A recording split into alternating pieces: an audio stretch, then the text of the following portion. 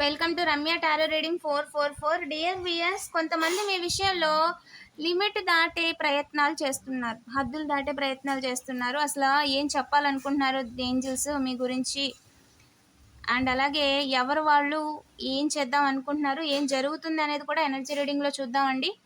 వీడియోని లైక్ చేయండి, ఇంకా ఛానల్ని సబ్స్క్రైబ్ చేసుకోకపోతే వెంటనే సబ్స్క్రైబ్ చేసుకోండి. రెగ్యులర్గా నేను ఎనర్జీ రీడింగ్ చేస్తానండి.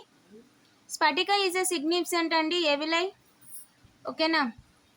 అండ్ ఎస్, మీరు నిలబడ్డారని అవకాశంగా తీసుకొని వెన్నుపోటు వేయాలని చెప్పి కుట్ర చేస్తున్నారు, ఓకేనా. కర్మ రీడింగ్ అండి, ఏంటా కుట్ర, ఎవరు చేస్తున్నారు అనేది ఎనర్జీ రీడింగ్ చేశాను, ఛానల్లో అప్లోడ్ చేశాను. ఎవరైనా చూడకపోతే వెంటనే చూసేయండి, లింక్ డిస్క్రిప్షన్లో ఇచ్చానండి. ఎస్, ఏంజల్ ఏం చెప్తున్నారంటే స్టాండ్ యువర్ గ్రౌండ్ అంటే మీ ముందు వాళ్ళు చాలా అతి చేస్తారు, చాలా ఎక్కువ చేస్తారు.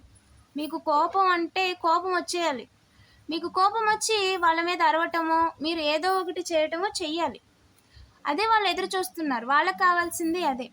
మీరు వాళ్ళతో గొడవ పడడమే వాళ్ళకి కావాలి, ఓకేనా. ఎందుకంటే మీరు గొడవ పడ్డారనుకో వాళ్ళకు ఒక అవకాశం ఇచ్చిన వాళ్ళు అవుతారు, తిరగబడడానికి ఇంకో అవకాశం ఉంటుంది అని, ఓకేనా. వాళ్ళు మీరు ఏంటి అంటే మీరు ఇప్పుడు నాణ్యానికి రెండు వైపులలాగా మీరు చెట్టు అలాగే వేళ్లను కూడా చూడగలుగుతున్నారు, ఓకేనా. చెట్టుని చూసి అంచనా వేయట్లేదు, ఓకేనా. ఇప్పుడు ఏంటి అంటే మీకు తెలుసు మీరన్న మాట అనేది ఎంత డెప్త్, అండ్ అలాగే మీరు చేస్తున్న పని ఎంత డెప్త్, అండ్ అలాగే మీరు చుట్టూ ఉన్న వాళ్ళు ఎవరైతే ఉన్నారో వారు మహావృక్షమా, లేదంటే గాలికి గట్టిగా గాలి వేస్తే పడిపోతారా, లేదంటే వరదొస్తే కొట్టుకుపోతారా అనేది మీకు తెలుసు. సో మీకు ఇదంతా తెలిసినప్పుడు మీరు ఎందుకు ఎనర్జీని వేస్ట్ చేస్తున్నారు? స్టాండ్ యువర్ గ్రౌండ్స్, మీరు పీస్ఫుల్గా ఉండండి, ఓకేనా. ఏంటి అంటే కొన్ని గాలి వాటంలాగా వీస్తూ ఉంటాయి, గాలి ఎటు వీస్తే అటు వెళ్ళిపోతారు, ఓకేనా. ఇందులో ఇది కేవలం ఒక ఉమెన్ చెప్తున్నారు, ఓల్డ్ ఉమెన్ అండి.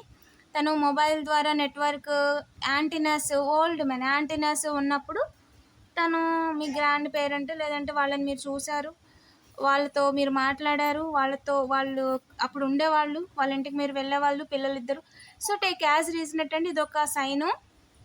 అండ్ వాళ్ళకి సన్స్ ఉన్నారు ఇద్దరు, వాళ్ళు ఇప్పుడు ఫాదర్ ఏజ్లో ఉన్నారు, ఓకేనా. అందరికీ హోమ్ లైఫ్ ఉంది కానీ ఉండడానికి ఎవరికి ఇల్లు లేదు, ఇది ఒక సైన్ అండి. అండ్ ఇప్పుడు ఏంటి అంటే రెండు స్తంభాలుగా ఉండాల్సిన వాళ్ళు, తల్లికి రెండు స్తంభాలుగా ఉండాల్సిన వాళ్ళు, అండ్ అలాగే వీళ్ళు స్తంభాలుగా నిలబడి ఇంటిని నిలబెట్టాల్సిన వాళ్ళు, ఓకేనా. వాళ్ళు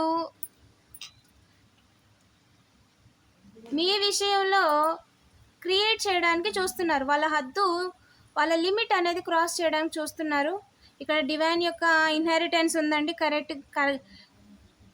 కరెక్ట్గా ఏంటి అంటే డివైనే వాళ్ళని మీ దాకా రానివ్వట్లేదు, ఓకేనా. మీ దారి అటు, ఓకేనా, మీకు ఇటు దారి లేదు, మీ దారిని మార్చుకోండి, మీ దారి అటు సైడ్ వెళ్ళాలి.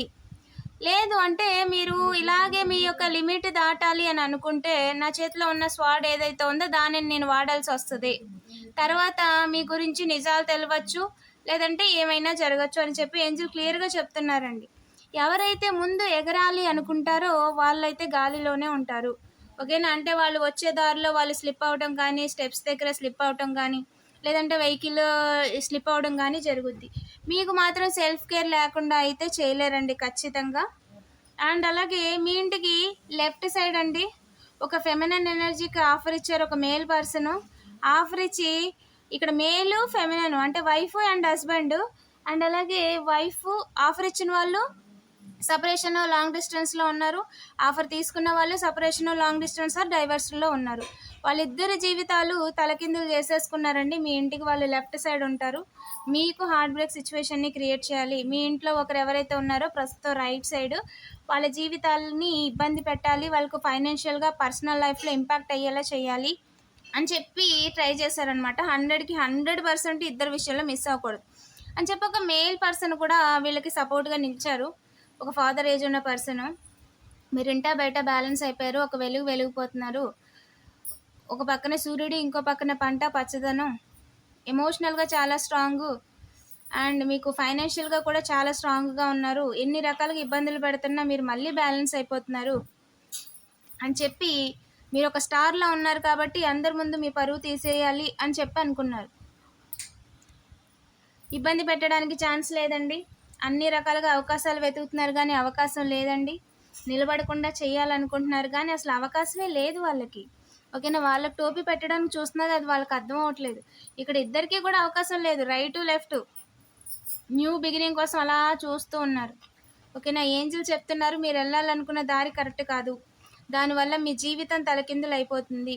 చెయ్యి అనేది వాడకముందే చెయ్యి అనేది లేదా వేయకముందే చెయ్యి అనేది కౌంట్ చేయకముందే చెయ్యి కర్ర రెండు కూడా ఇరిగిపోతాయి అని చెప్పి చెప్తున్నారు. ఎందుకంటే వాళ్ళు ప్రయత్నం చేయాలనుకుంది కూడా అంతే విపరీతమైన పని. ఓకేనా, గూఢచారులండి వాళ్ళు.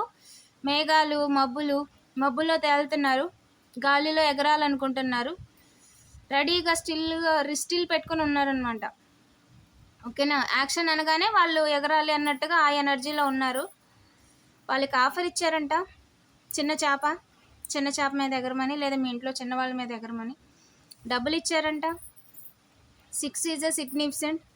పిఎస్లో పులి స్టాప్ పెట్టేయాలి చిన్న సన్ కొడుక్కి, లేదంటే చిన్న ఎవరైతే సన్ ఉన్నారో వాళ్ళకి, తర్వాత సంతకం పెట్టి ఇచ్చేసుకోవచ్చు అనే ఐడియా.